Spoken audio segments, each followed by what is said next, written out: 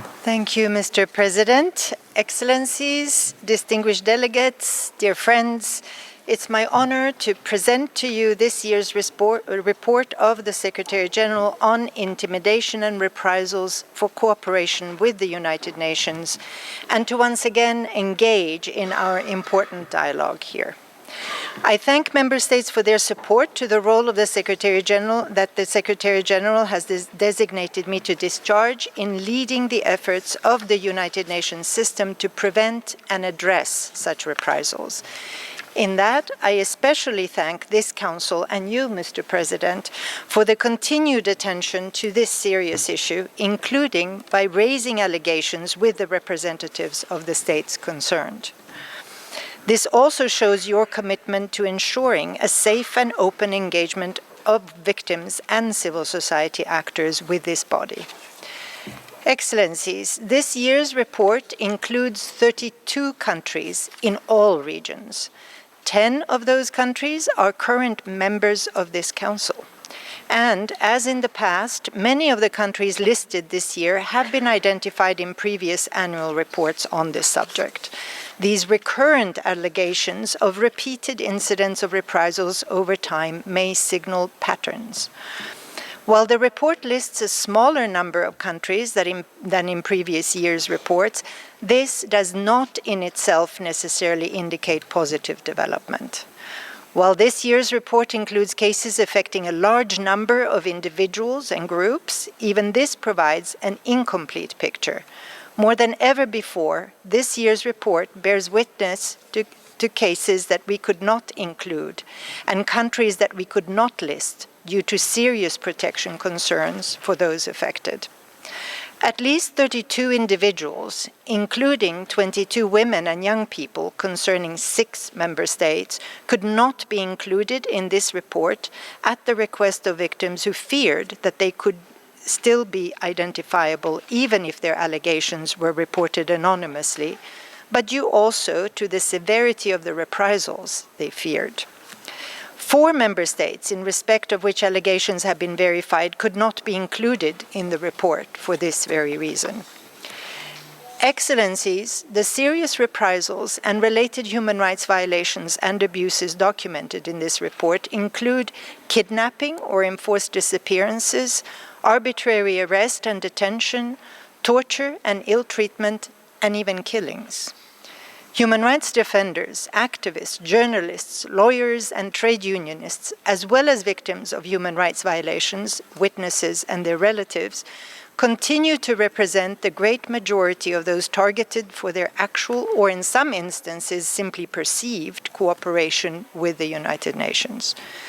Women, indigenous peoples, and young people face specific and often higher risks of reprisals when they engage with the organization. In addition, women peace builders and human rights defenders continued to be the target of gender-specific forms of severe reprisals, in particular for cooperation with the Security Council and peace operations mandated by it.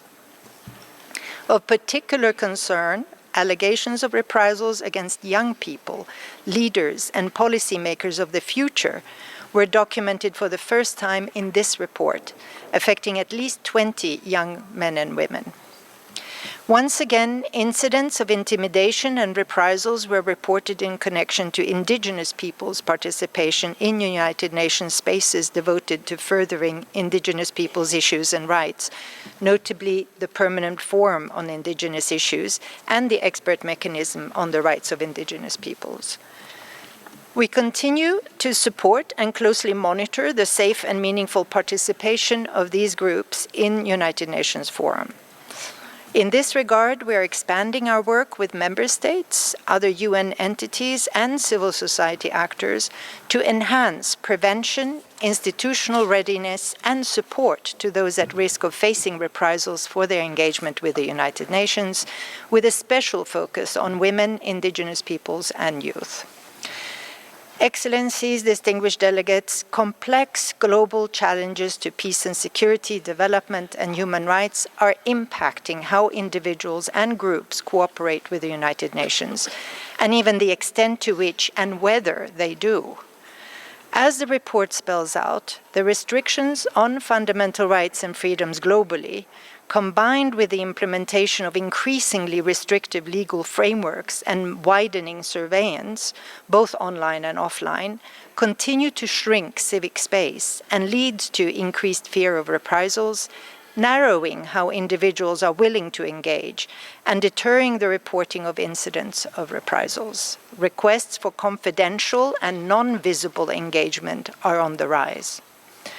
While United Nations entities continued to document global trends that are similar to those identified in previous years, some new features and concerns emerged during this reporting period. Self-censorship remains prevalent, with a higher number of anonymized new cases than in previous reports. This year, 75% of the cases in Annex 1 had to be anonymized due to protection concerns for those concerns, including women and young people. Self-censorship includes instances where individuals and groups who avoid interaction or who were previously cooperating with the United Nations and decide to either stop or temporarily interrupt their cooperation based on it having become too dangerous for them or their relatives. Self-censorship also refers to instances where those cooperating with the United Nations opt for no public or visible engagement with the organization to reduce their exposure. This can include requests for changes in the way that United Nations entities and human rights bodies interact with them, as well as different degrees of anonymity when publicly reporting on their situations, including for this very report itself. Indeed, the complexity of different forms of self-censorship requires, alongside awareness and nuanced understanding, increasingly sophisticated methodological approaches and tools to monitor and report on it.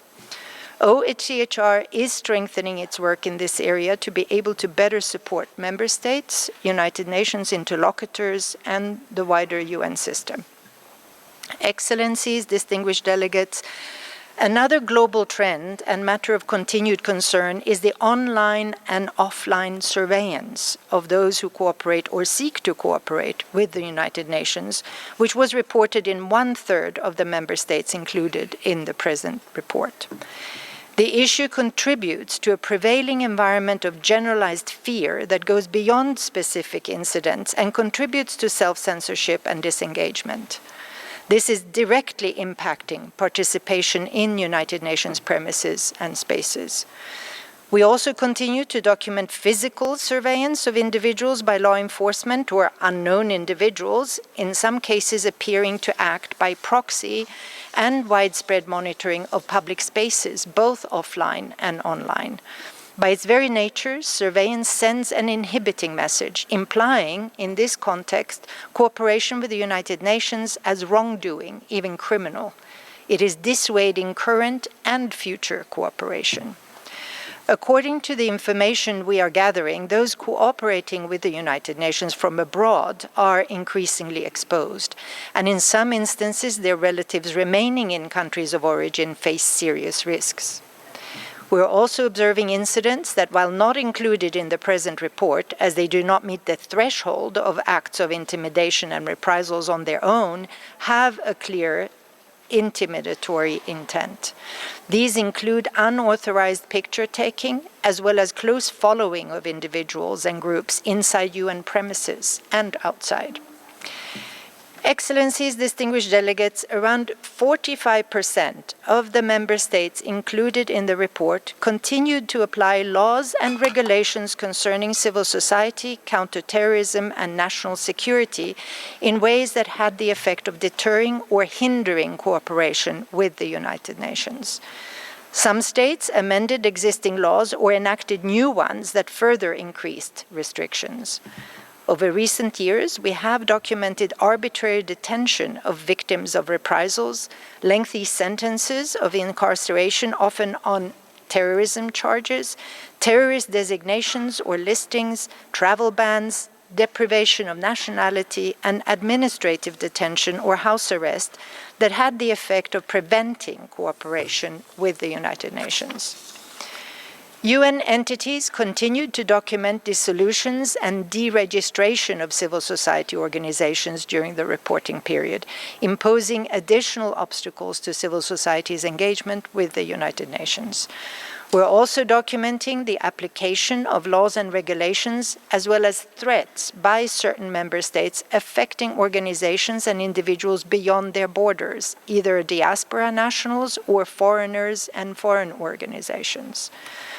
While these laws and related judicial decisions purport to protect national security or other vital interests, we have documented that they are at times applied to individuals' engagement with the United Nations and advocacy for accountability.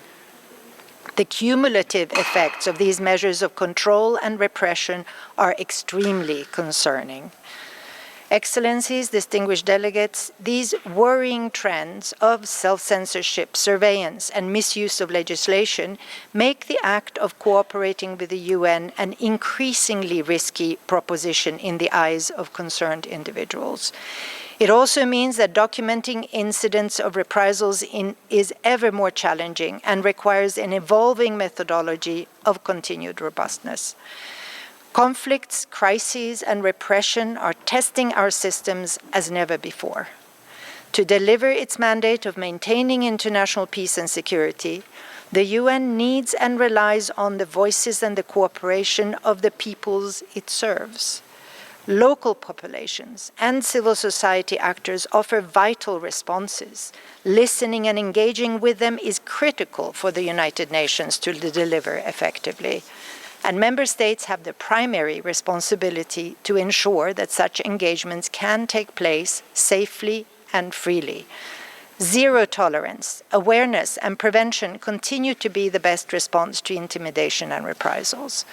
The United Nations system is determined to continue addressing the issue firmly and swiftly. The Agenda for Protection was co-launched by the Secretary General and the High Commissioner in February this year in this very room, with a pledge from the United Nations system to do everything we can to ensure that people are protected by engaging with those responsible to prevent, respond to, and mitigate harm from human rights violations. The Agenda for Protection calls on United Nations entities to examine how protection relates to their mandate and what they need to put in place to respond to protection challenges in the context of their work.